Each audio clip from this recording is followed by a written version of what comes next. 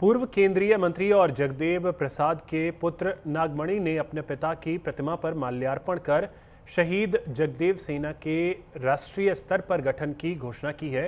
उन्होंने कहा कि संगठन का उद्देश्य अत्याचार, जुल्म, शोषण, ऊंच नीच, छुआछूत और भेदभाव के खिलाफ जगदेव प्रसाद के विचारों और उनके सपनों को आगे बढ़ाना है। इस दौरान नागमणि ने बिहार के मुख्यमंत्री सम्राट चौधरी के खिलाफ कथित तौर पर अपशब्दों का इस्तेमाल करने वालों को चेतावनी दी। आरक्षण के मुद्दे पर भी उन्होंने अपनी राय रखी। उन्होंने कहा कि आरक्षण का लाभ जरूरतमंद और गरीब वर्गों तक पहुंचना चाहिए और गरीब सवर्णों को भी आरक्षण का लाभ मिलना चाहिए। उन्होंने TRE 4 के छात्रों के मुद्दे पर भी उनके साथ खड़े रहने की बात कही। नागमणि से इन मुद्दों पर न्यूज इंडिया संवाददाता संजीव राय ने खास बातचीत की है।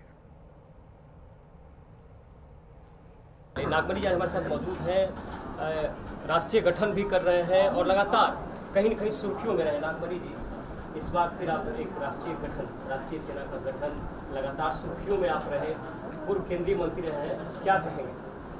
देखिए, मेरे पिता अमर शहीद जगदेव प्रसाद अत्याचार, शोषण, जुल्म के खिलाफ लड़ाई लड़े और पूरे भारत में ऊंच नीच, छुआछूत, भेदभाव की भावना अभी भी बरकरार है। तो उनके सपनों को पूरा करने के लिए शहीद जगदेव सेना राष्ट्रीय स्तर पर हम बना रहे हैं और आज ही इसका गठन आज हम लोग करने जा रहे हैं। इसका मुख्य उद्देश्य जो अत्याचार, शोषण, जुल्म करने वाले जो सामंती ताकतें हैं, जहां ऊंच नीच, भेदभाव, छुआछूत की भावना होगी, वहां शहीद जगदेव सेना जम के मोर्चाबंदी करेगा। जंतर मंतर आरक्षण के खिलाफ तमाम लोग जुट रहे हैं, आरक्षण को लेकर बड़ी बड़ी बातें हो रही है। आपने एक बात बहुत बड़ी कही कि अभी जो है सियासत की जो का रंग है वो अलग हो गया।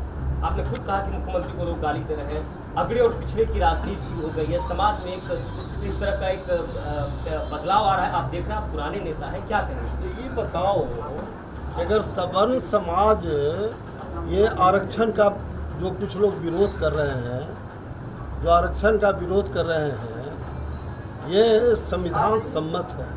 सामाजिक, आर्थिक, राजनीतिक क्षेत्रों को बराबरी लाने के लिए लाया गया है और मंडल कमीशन के तहत 27% पिछड़ी जाति का आरक्षण मिला, दलित, आदिवासी का मिला है।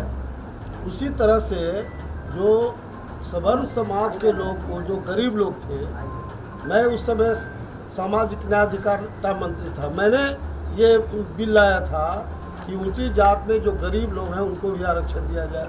तो 10% आरक्षण उन लोग को मिला। हमारा कहीं बैकवर्ड दलित, मुसलमान, आदिवासी विरोध नहीं किया। और आज जब मुख्य धारा में बैकवर्ड दलित, आदिवासी आ रहा है, कुछ लोग जंतर मंतर पर कह रहे कि आरक्षण खत्म करो।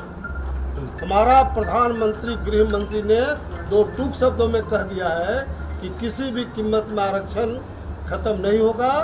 और उस समय भी याद है ना कि कितना लोग आग शरीर में पेट्रोल जला के मर रहे थे। तो उससे कोई अंतर नहीं पड़ने वाला है। हमारी जो BJP की सरकार है एट एनी कॉस्ट आरक्षण को कंटिन्यू रखेगी। सहयोगी ऋषि के साथ संजीव राय, न्यूज इंडिया, पटना।